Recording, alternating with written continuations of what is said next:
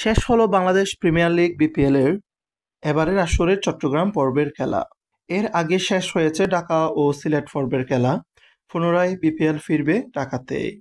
এখানে ফাইনাল ম্যাচের মধ্য দিয়ে শেষ হবে বিপিএল এর একাদশ আসরে। এখন পর্যন্ত সর্বোচ্চ 10টি করে ম্যাচ খেলেছে দুর্বার রাজশাহী ও ঢাকা ক্যাপিটালস। 9টি করে ম্যাচ খেলেছে Rangpur rider, Chittagong kings, Khulna tiger এবং সিলেট স্ট্রাইকার্স। আর 8টি ম্যাচ খেলেছে ফরচুন বরিশাল। চট্টগ্রাম পর্ব শেষে বিপিএল এর পয়েন্ট টেবিল। শীর্ষস্থানে রয়েছে রংপুর রাইডার্স।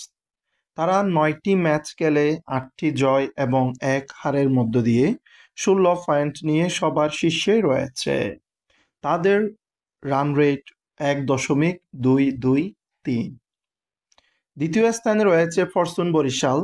তারা 8 ম্যাচ খেলে 6 জয় ও 2 হারের মধ্য দিয়ে 12 পয়েন্ট নিয়ে দ্বিতীয় অবস্থানে রয়েছে। তাদের রান রেট 0.993। তৃতীয় স্থানে রয়েছে চিটাগং কিংস। তারা 9 ম্যাচ খেলে 5 জয় ও 4 হারের মধ্য দিয়ে তাদের পয়েন্ট 10।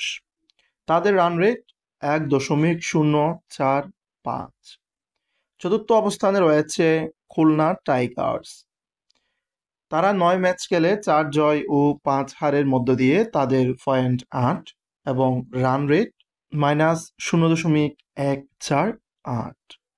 পঞ্চম স্থানে রয়েছে দুর্বার রাজশাহী। 10 ম্যাচ খেলে 4 জয় ও 6 হারের মধ্য দিয়ে তাদের পয়েন্ট 8। তাদের রান রেট -1.40।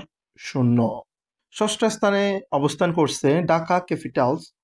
10 ম্যাচ খেলে 3 জয় ও 7 হারের মধ্য দিয়ে তাদের পয়েন্ট সংখ্যা 6। তাদের রান রেট -0.156।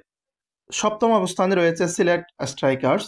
9 ম্যাচ খেলে 2 জয় ও 7 হারের মধ্য দিয়ে তাদের পয়েন্ট সংখ্যা 4। তাদের রান রেট -1.248।